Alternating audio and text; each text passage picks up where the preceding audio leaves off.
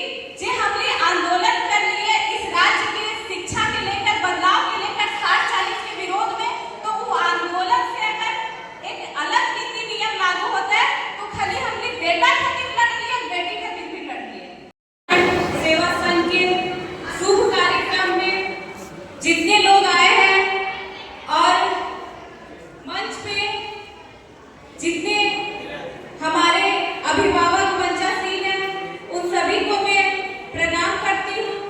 तत्पश्चात संस्थापक जितेंद्र जी, अध्यक्ष मोतीलाल जी, सचिव सुरेंद्र जी, अमरदीप जी, सरिता दीदी, नरेश जी, संतोष जी, अशोक जी, मुखिया संघ के अध्यक्ष उत्तम महतो, सचिव निर्मल कुमार और मंच के आगे जितने भी हमारे अभिभावक लोग बैठे हैं सबको मैं प्रणाम करती हूँ।